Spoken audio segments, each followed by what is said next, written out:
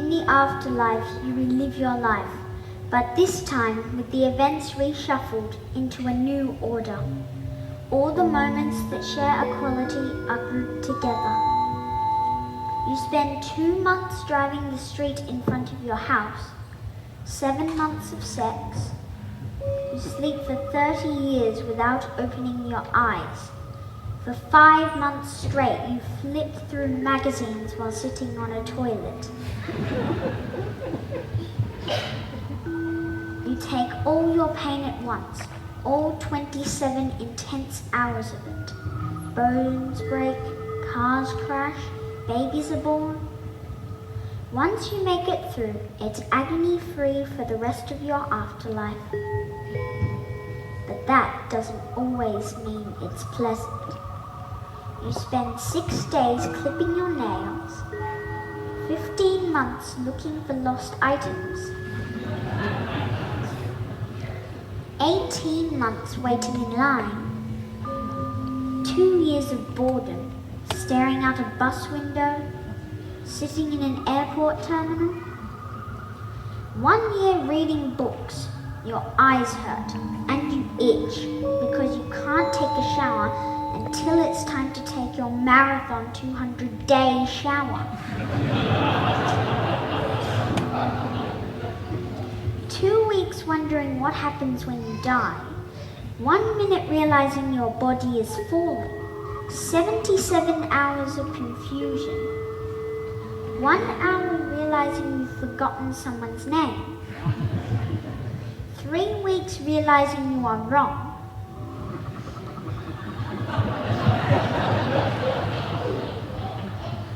2 days lying. 6 weeks waiting for a green light. 7 hours vomiting. 14 minutes experiencing pure joy. 3 months doing laundry. 2 days writing your signature. 15 hours tying shoelaces. 67 days of heartbreak. 5 weeks driving lost. 6 days calculating restaurant tips. 51 days deciding what to wear. 9 days pretending you know what is being talked about. 3 weeks counting money. 18 hours staring into the refrigerator. 70 days longing. 6 months watching commercials. 4 weeks sitting in thought, wondering if there is something better you could be doing with your time. 3 years swallowing food. 5 days working buttons and zippers. 4 minutes wondering what your life would be like if you reshuffled the order of events. In this part of the afterlife, you imagine something analogous to your earthly life. And the thought is blissful.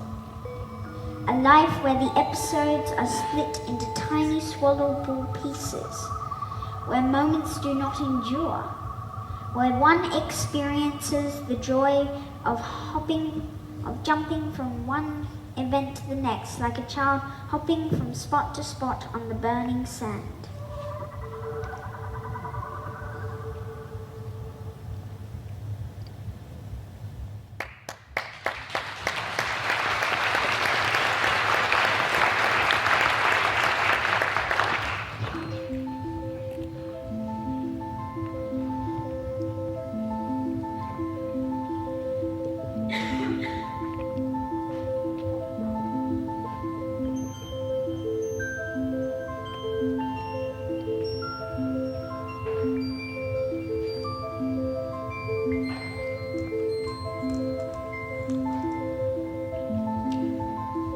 In the afterlife, you discover that God possesses a deep sensitivity to the complexities of life.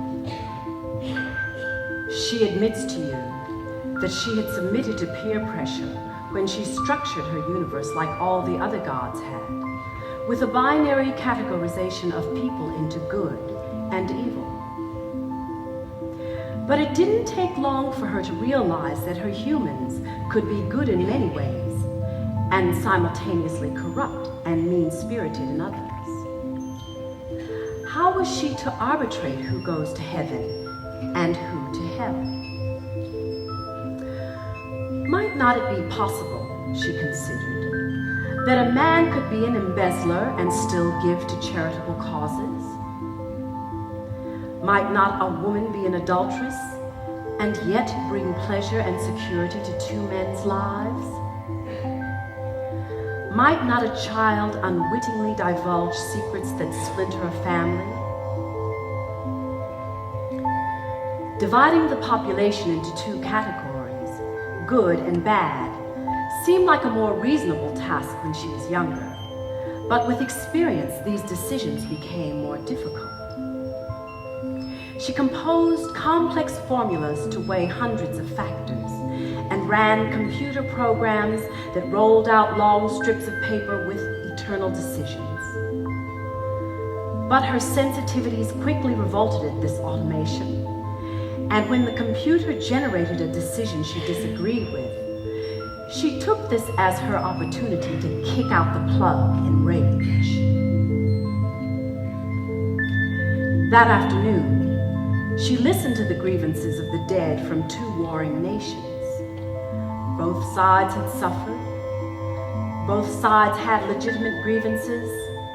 Both pled their cases earnestly. She covered her ears and moaned in misery. She knew her humans were multidimensional, and she could no longer live under the rigid architecture of her youthful choices. Not all gods suffer over this.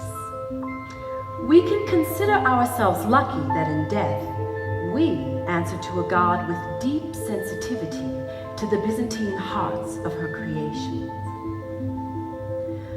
For months, she moped around her living room in heaven, head drooped like a bulrush while the lines piled up. Her advisors advised her to delegate the decision-making, but she loved her humans too much to leave them to the care of anyone else. In a moment of desperation, the thought crossed her mind of leaving everyone to wait online indefinitely, letting them work it out on their own. But then a better idea struck her generous spirit. She could afford it. She would grant everyone, every last human, a place in heaven. After all, everyone has something good inside. It was part of the design specifications. Her new plan brought back the bounce to her gait, returned the color to her cheeks. She shut down the operations in hell, fired the devil, and brought every last human to be by her side in heaven. Newcomers or old-timers, nefarious or righteous. Under the new system, everyone gets equal time to speak with her. Most people find her a little over-solicitous and over-talkative, giving a bit too much well-meaning advice, but she cannot be accused of not caring. The most important aspect of her new system is that everyone is treated equally. There is no longer fire for some and harp music for others. The afterlife is no longer defined by cots versus waterbeds, raw potatoes versus sushi, hot water versus champagne. Everyone is everyone's brother, and for the first time, an idea has been realized that never came to fruition on Earth. True equality. The communists are baffled and irritated because they have finally achieved their perfect society but only by the help of a God in whom they don't want to believe. The meritocrats are abashed that they're stuck for eternity in an incentiveless system with a bunch of pinkos. The conservatives have no penniless to disparage. The liberals have no downtrodden to promote. So God sits on the edge of her bed and weeps at night, because the only thing everyone can agree upon is that they're all in hell.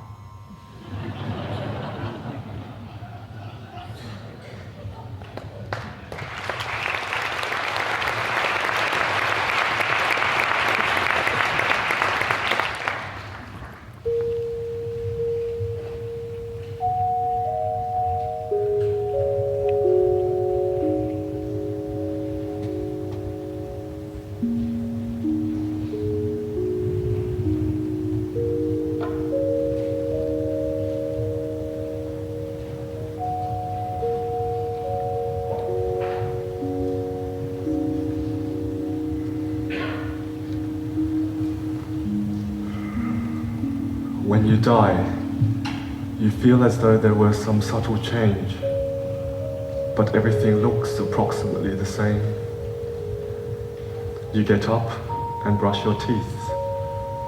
You kiss your spouse and kids. Say hello to your co-workers at the office. There is less traffic than normal. The rest of your building seems less full, as though it's a holiday. But everyone in your office is here, and they greet you kindly. You feel strangely popular. Everyone you run into is someone you know. At some point it dawns on you that this is the afterlife. The world is only made up of people you've met before. It's a small fraction of the world population, about 0.00002%, but it seems like plenty to you. It turns out that only the people that you remember are here. So the woman with whom you shared a glance in the elevator may or may not be included. Your second grade teacher is here with most of the class. Your parents, your cousins, and your spectrum of friends through the years. All your old lovers, your boss, your grandmothers, and the waitress who serves your food each day at lunch. Those you dated, those you almost dated, those you longed for. It is a blissful opportunity to spend quality time with your 1,000 connections, to renew fading ties, to catch up with those you let slip away. It is only after several weeks of this that you begin to feel forlorn. You wonder what's different as you saunter through the vast, quiet parks with a friend or two. No strangers grace the empty park benches. No family unknown to you throws breadcrumbs for the ducks and makes you smile because of their laughter. As you step into the street, you note there are no crowds, no buildings teeming with workers, no distant cities bustling, no hospitals running 24/7 with patients dying and staff rushing, no trains howling into the night with sardined passengers on their way home. Very few foreigners. You begin to consider all the things unfamiliar to you. You've never known, you realize, how to vulcanize rubber to make a tire. And now those factories stand empty. You've never known how to fashion a silicon chip from beach sand, how to launch rockets out of the atmosphere, how to pit olives or lay railroad tracks. And now those industries are shut down. The missing crowds make you lonely. You begin to complain about all the people you could be meeting, but no one listens or sympathizes with you. Because this is exactly the life you chose when you were alive.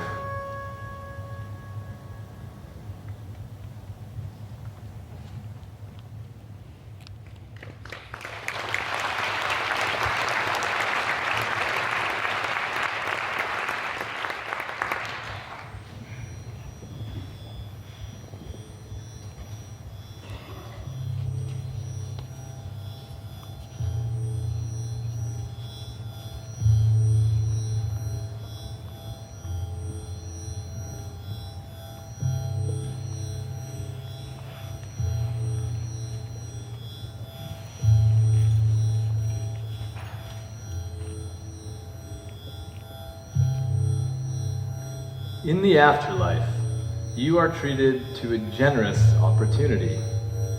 You can choose whatever you would like to be in the next life. Would you like to be a member of the opposite sex, born into royalty, a philosopher with bottomless profundity, a soldier facing triumphant battles?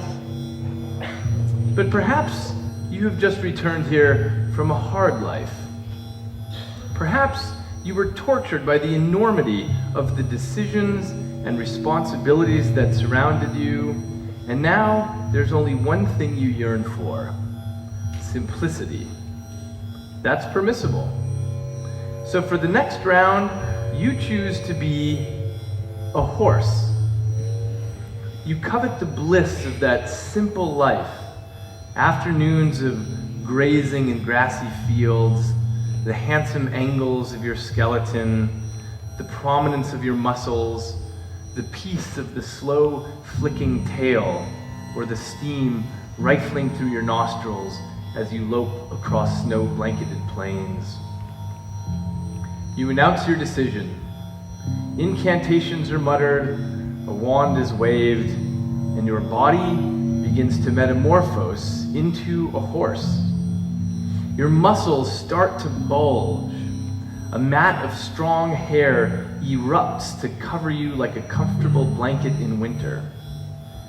The thickening and lengthening of your neck immediately feels normal as it comes about. Your carotid arteries grow in diameter. Your fingers grow hoofward. Your knees stiffen. Your hips strengthen. And meanwhile, as your skull lengthens into its new shape, your brain races in its changes. Your cortex retreats as your cerebellum grows. The homunculus melts man to horse. Neurons redirect. Synapses unplug and replug on their way to equestrian patterns. Your dream of understanding what it is like to be a horse gallops towards you from the distance. Your concern about human affairs begins to slip away.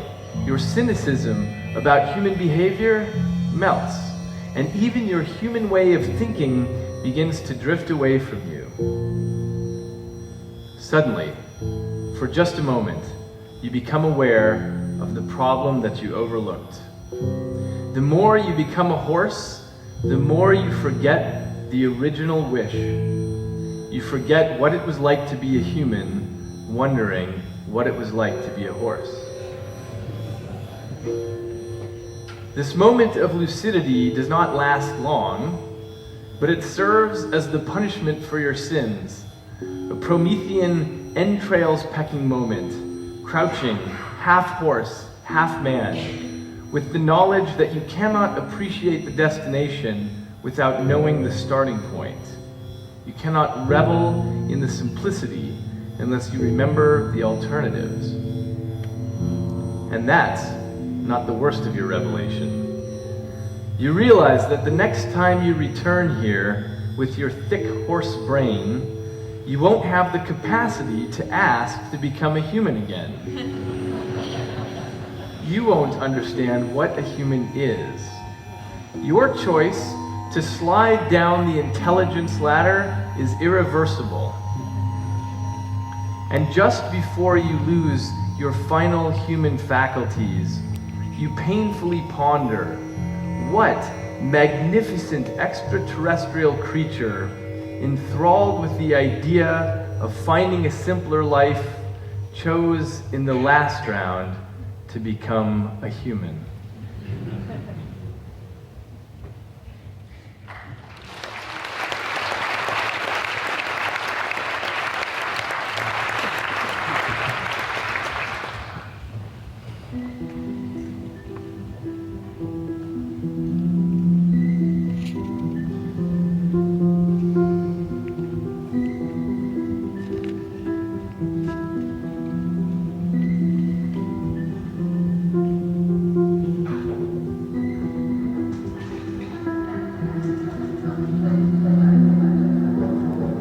Something dawned on you when you heard the children's song, merrily, merrily, merrily, merrily, life is but a dream.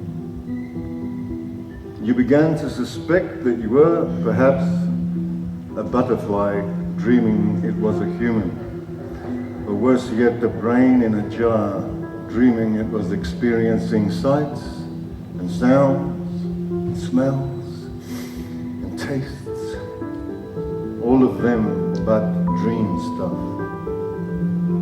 And so you waited for death in order to wake up, in order to find out whether you were strapped with spotted wings or surrounded by a glass jar.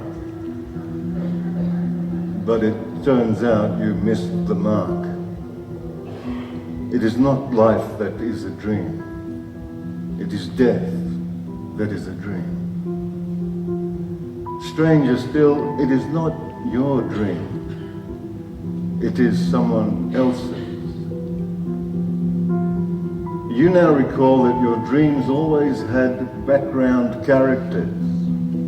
The crowds in the restaurant, the knots of people in the malls and schoolyards, the other drivers on the road and the jaywalking pedestrians. Those actors don't come from nowhere. We stand in the background, playing our parts, allowing the experience to feel real to the dreamer. Sometimes we listen and pay attention to the plot of the dream. More often we talk amongst ourselves and wait for our shift to end. You're paid $5 an hour. But anyone here will tell you that the money is just an empty souvenir. It's not a job choice, but an indenture. You owe the same number of hours of service as you spent dreaming during your lifetime. No one's very pleased about this work, with the exception of some thespians who always crave the spotlight of attention. Mostly we give them the interactive role every night. We're happy to sit in the background. If we're lucky enough that the dreamer casts us in a restaurant, we get a free meal out of it. On less fortunate nights, we're cast as masqueraders at a terrifying party, or as sufferers in deep circles of hell, or as co-workers who have to point and laugh when the star walks in without clothes. For those in the interactive roles, lines of dialogue are flashed on a screen behind the dreamer to be delivered as convincingly as possible. Most of us here deliver poor performances. We're not trained actors and have little incentive. Fortunately, the dreamer seems to believe whatever we feed him.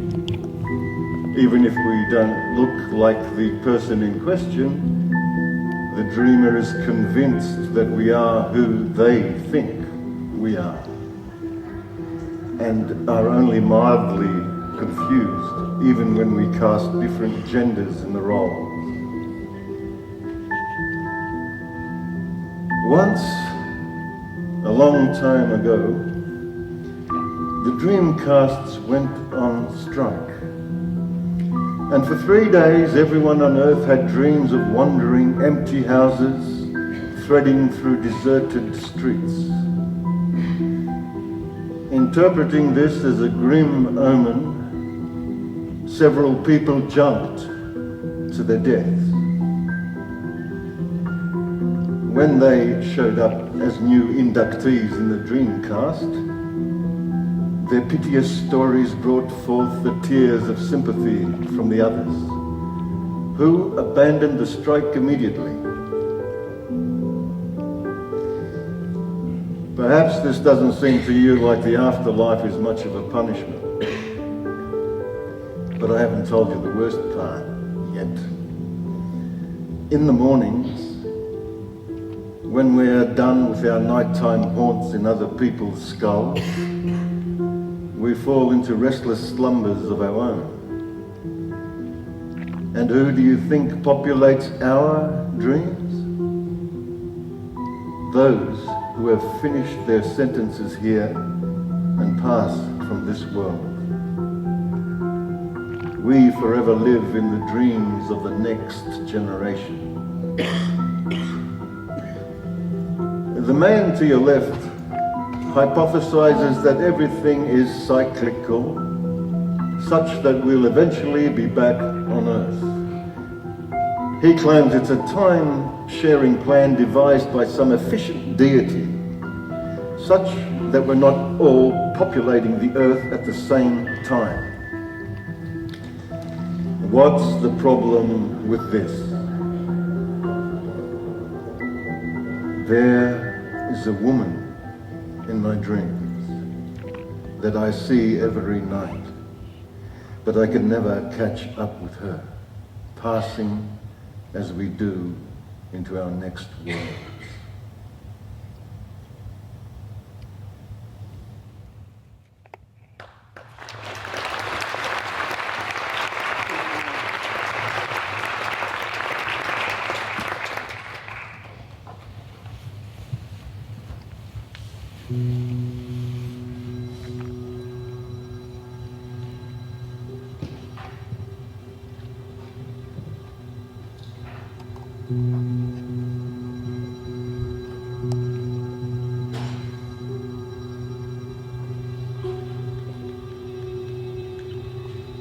In the afterlife, you discover that your creator is a species of small, dim-witted, obtuse creatures. They look vaguely human, but they are smaller and more brutish. They are singularly unintelligent. They knit their brows when they try to follow what you are saying. It will help if you speak slowly, and it sometimes helps to draw pictures. At some point in the conversation, their eyes will glaze over, and they will nod as though they understand you. But they will have lost the thread of the conversation entirely. A word of warning. When you wake up in the afterlife, you will be surrounded by these creatures.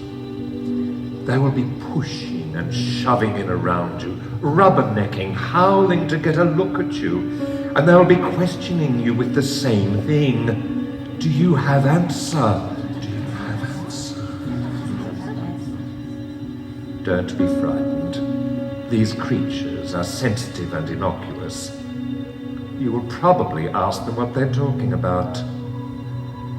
They will knit their brows, plumbing your words like a mysterious proverb. They will timidly ask again, do you have answer? Where the heck am I, you may ask? a scribe faithfully marks down your every word for future record. Mother and daughter creatures peer at you hopefully from observation decks.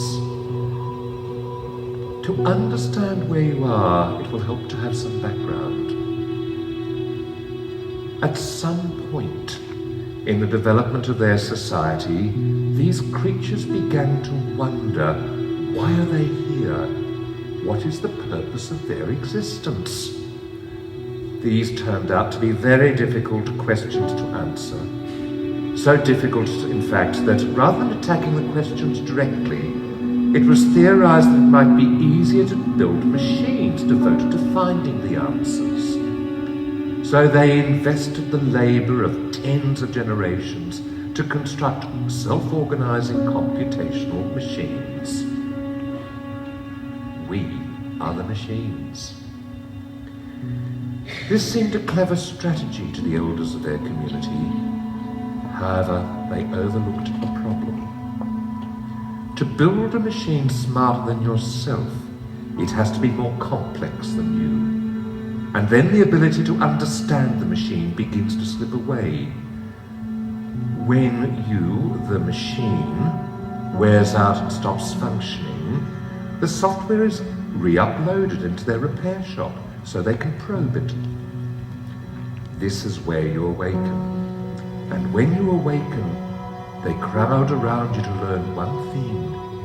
Do you have answer? They don't realize that when they dropped us into our terrarium, we didn't waste a moment.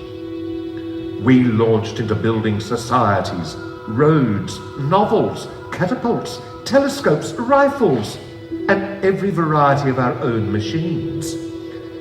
They have a hard time detecting this progress of ours, much less understanding it, because they simply can't follow the complexity. Even when you try to explain to them what has happened, they cannot keep up with your rapid and unfathomable speech, and they set in with their dim-witted nodding.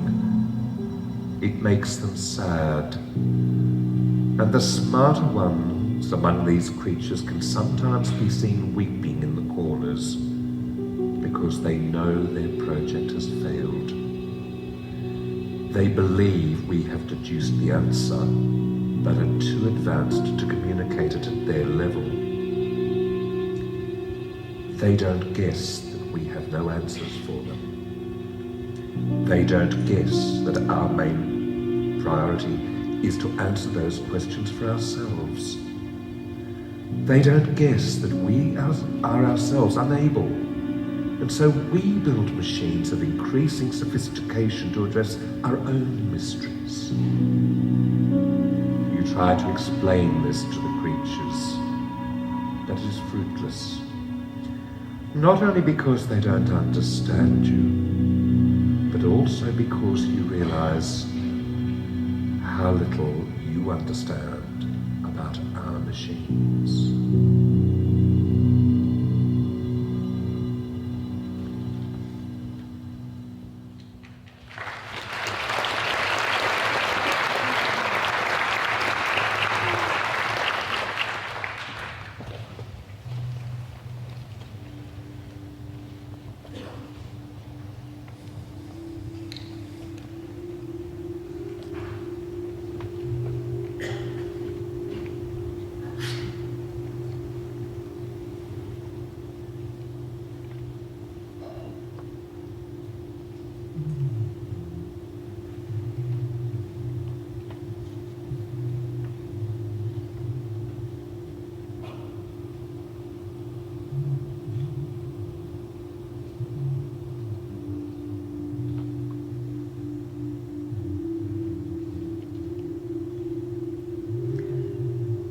There are 3 deaths.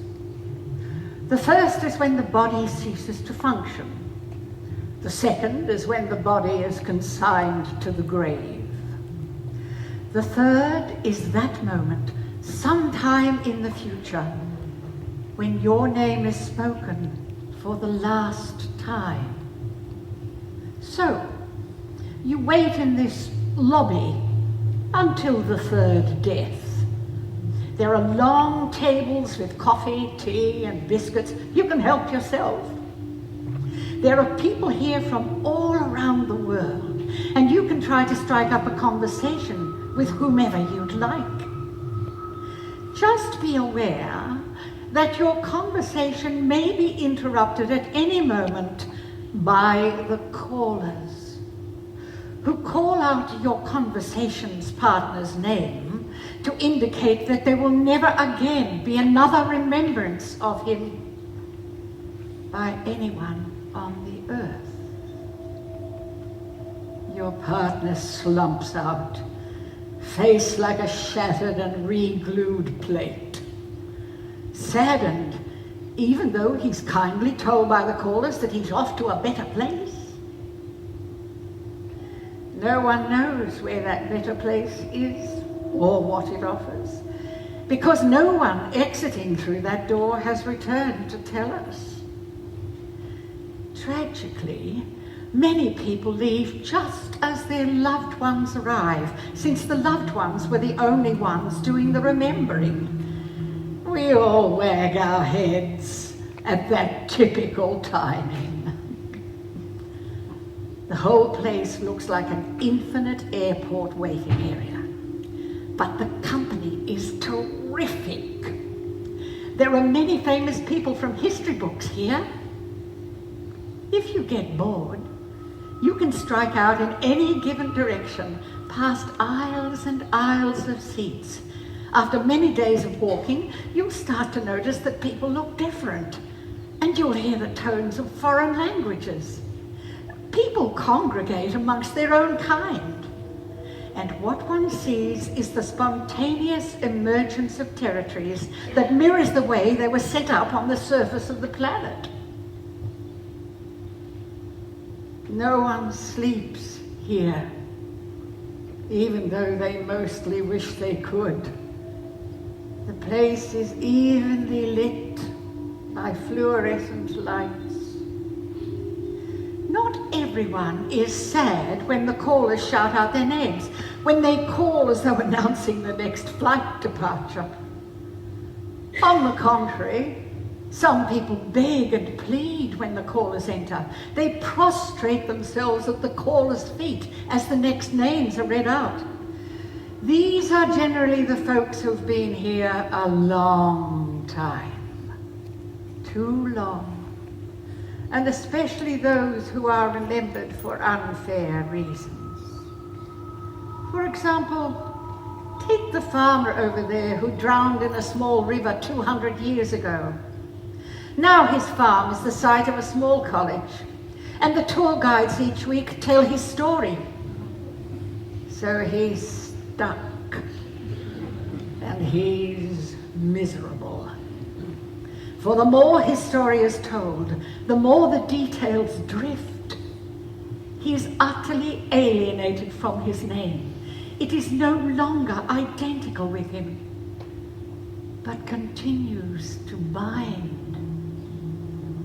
The cheerless woman across the way is praised as a saint, even though the roads in her heart were convoluted. The grey-haired man at the vending machine was lionized as a war hero, then demonized as a warlord, and finally canonized as a necessary firebrand between two moments in history. He waits with aching heart for his statues to fall. And that is the curse of this room. Since we live in the heads of those who remember us, we lose control of our lives and become who they want us to be.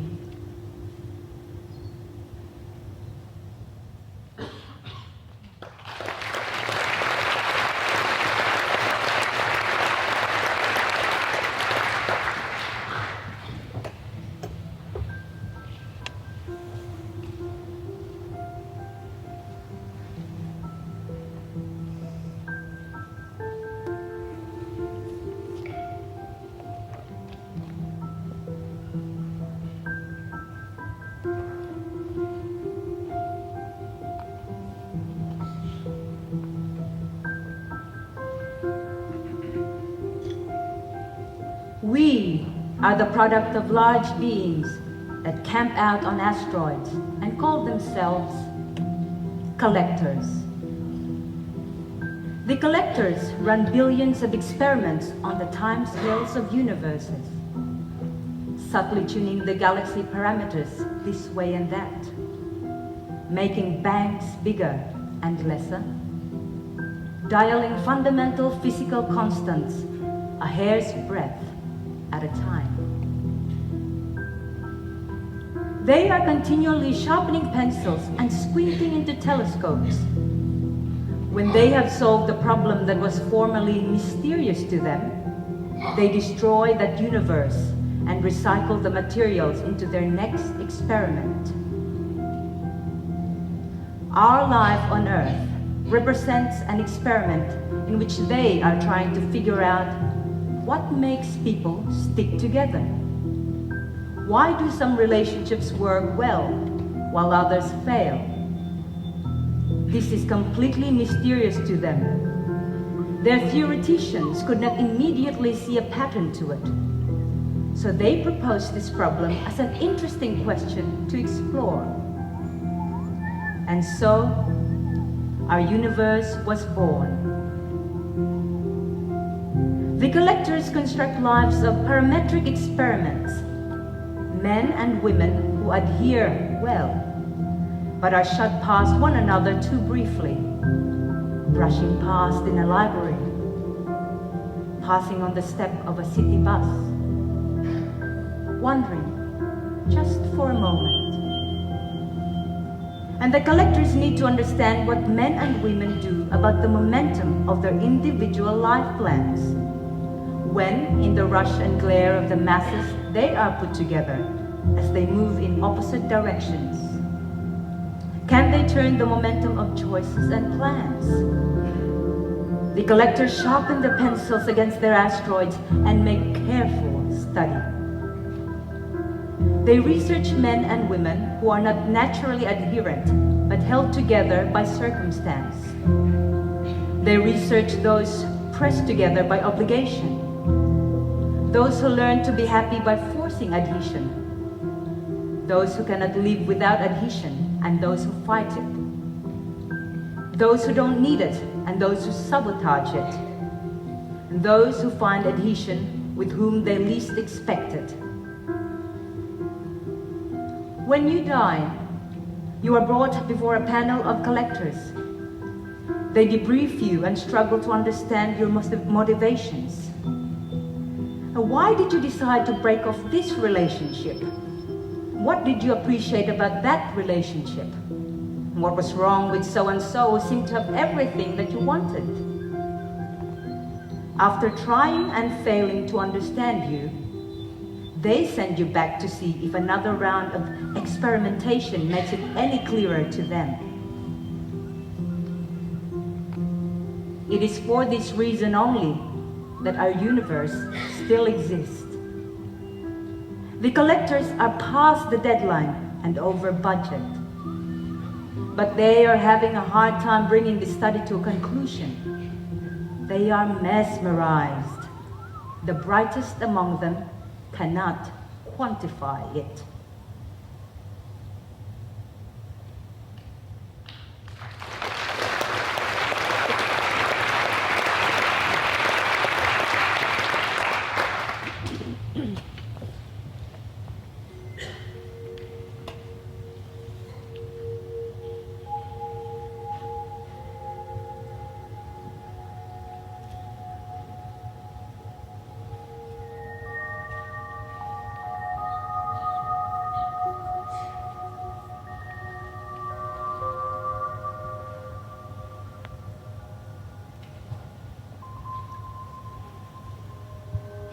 As humans, we strive for big experiences. So the afterlife may surprise you when your body wears out. We expand back into what we really are, which is, by Earth standards, enormous. We stand 10,000 kilometers tall in each of 10 dimensions and live with others like us in a celestial commune. When we reawaken in these, our true bodies, we immediately begin to notice that our gargantuan colleagues suffer a deep sense of angst. Our job is the maintenance and upholding of the cosmos. Universal collapse is imminent, and we engineer wormholes to act as structural support. We labor relentlessly on the edge of cosmic disaster. If we don't execute our jobs flawlessly, the universe will recollapse. It is complex, intricate, and important work. After 3 centuries of this toil, we have the option to take a vacation. We all choose the same destination. We project ourselves into lower dimensional creatures.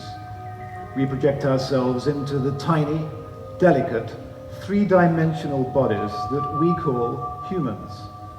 And we are born onto the resort we call Earth. The idea on such vacations is to capture small experiences. On the Earth, we only care about our immediate surroundings. We watch comedy movies. We drink spirits and enjoy music.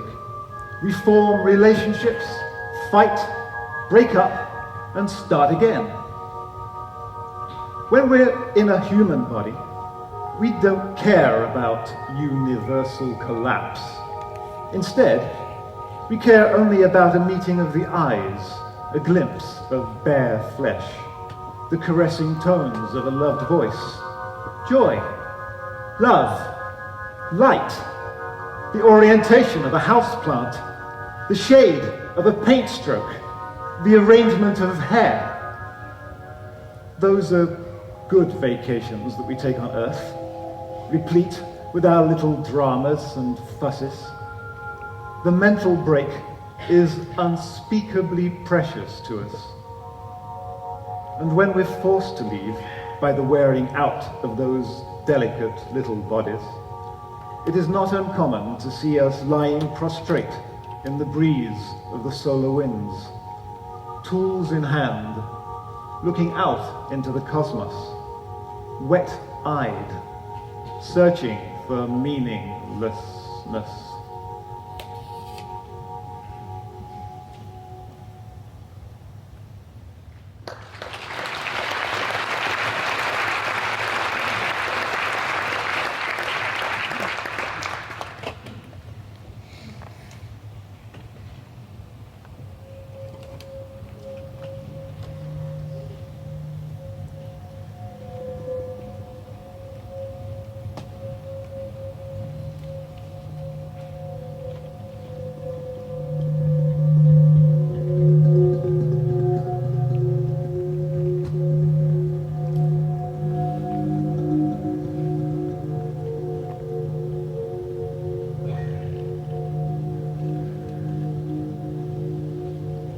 There is no afterlife for us. Our bodies decompose upon death, and then the teeming floods of microbes living inside of us move on to better places. This may lead you to assume that God doesn't exist, but you'd be wrong. It's simply that He doesn't know we exist. He's unaware of us because we are at the wrong spatial scale. God is the size of a bacterium. He's not something outside and above us, but on the surface and in the cells of us.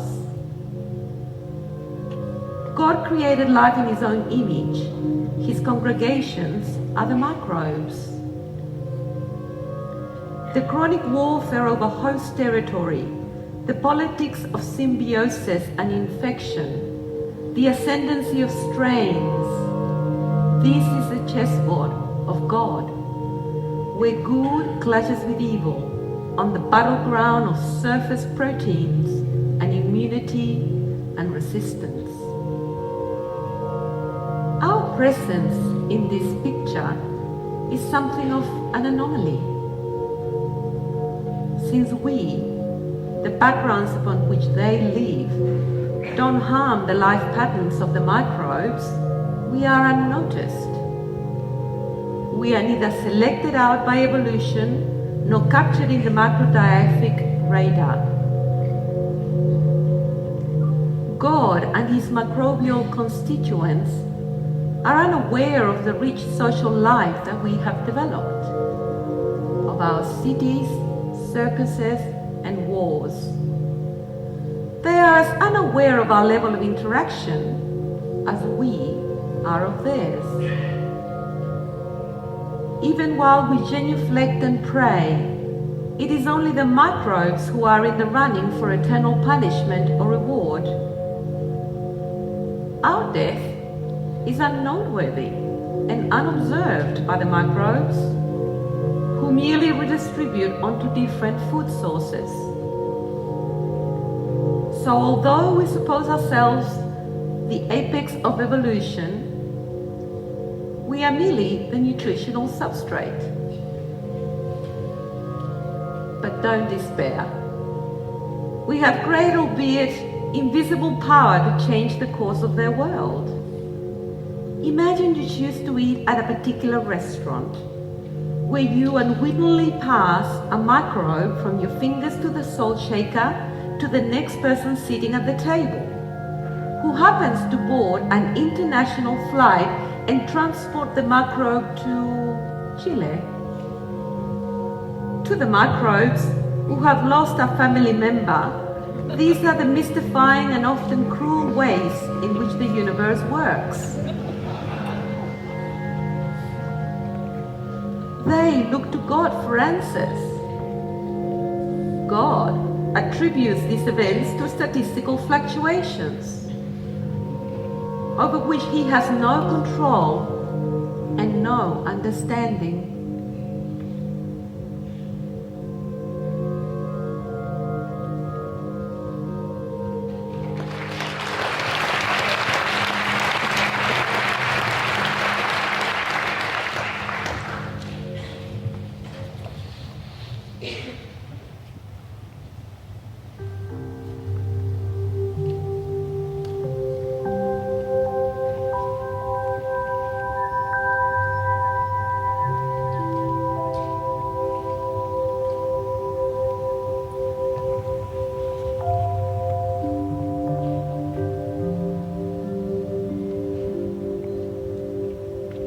Afterlife, you are judged not against other people, but against yourself.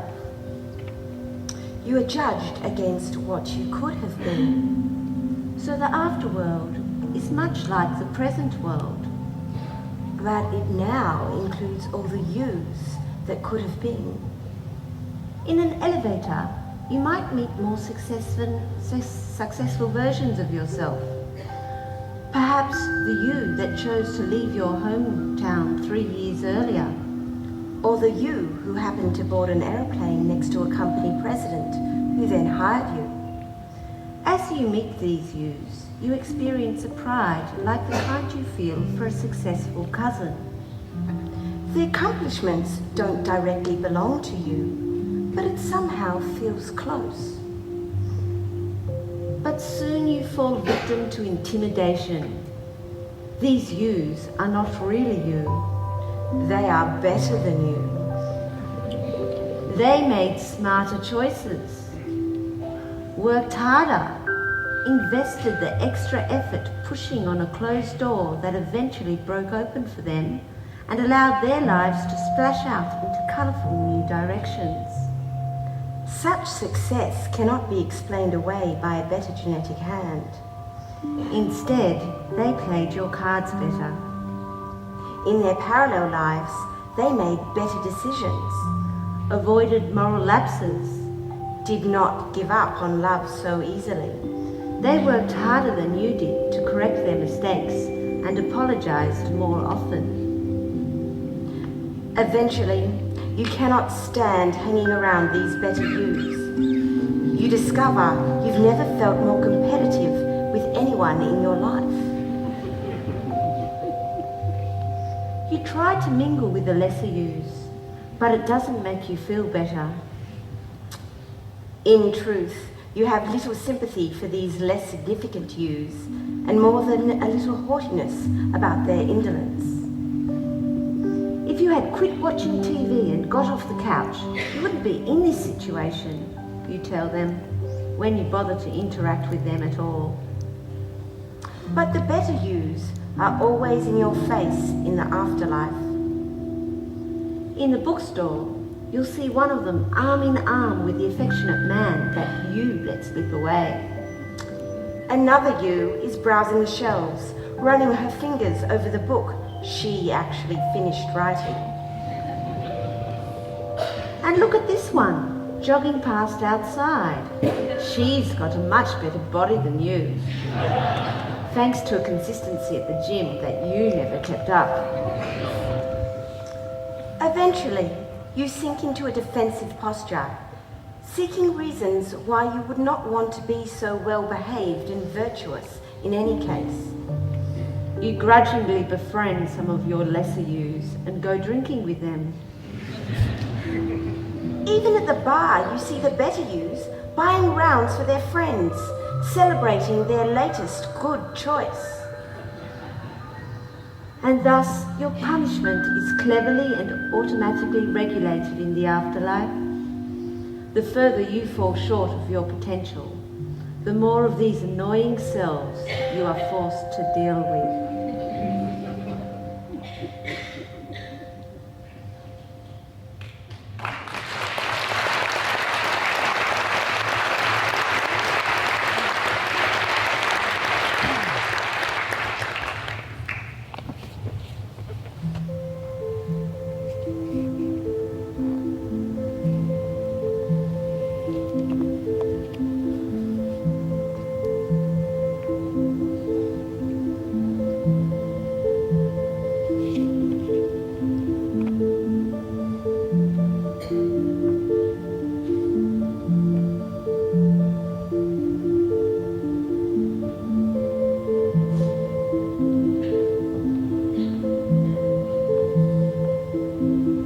No afterlife, but that doesn't mean we don't get to live a second time. At some point, the expansion of the universe will slow down, stop, and begin to contract. And at that moment, the hour of time will reverse. Everything that happened on the way out will happen again, but backwards. In this way, our life neither dies nor disintegrates, but rewinds itself. In this reverse life, you are born of the ground. At funeral ceremonies, we dig you up from the earth and transport you grandly to the mortuary, where birth makeup is removed. You are then taken to the hospital, where surrounded by doctors, you open your eyes for the first time. In your daily life, broken vases reassemble, melt water freezes into snowmen. Broken hearts find love, rivers flow uphill. Marriages rewrite rocky roads and eventually end in erotic dating. The pleasures of a lifetime of intercourse are relived, ending in kisses instead of sleep. Bearded men become smooth-faced children who are sent to school to gently strip away the original sins of knowledge. Reading, writing, mathematics are expunged. After this diseducation, graduates shrink and crawl and lose their teeth, achieving the purity of the highest state of the infant. On their last day, howling because this is the end of their lives, babies climb back into the wombs of their mothers, who eventually shrink and climb back into the wombs of their mothers, and so on like concentric Russian dolls. In this reverse life, you have blissful expectations about what will come next, as you experience your life backwards. At the moment of reversal, you are genuinely happy. For while life must be lived forward the first time, you suspect it will really be understood only upon replay. But you have a painful surprise in store. You discover that your memory has spent a lifetime manufacturing small myths to keep your life story consistent with who you thought you were. You have committed to a coherent narrative, misremembering little details and decisions and sequences of events. On the way back, the cloth of that storyline unravels. Reversing through the corridors of your life, you are battered and bruised in the collisions between reminiscence and reality. By the time you enter the room again, you understand as little about yourself as you did the first time here.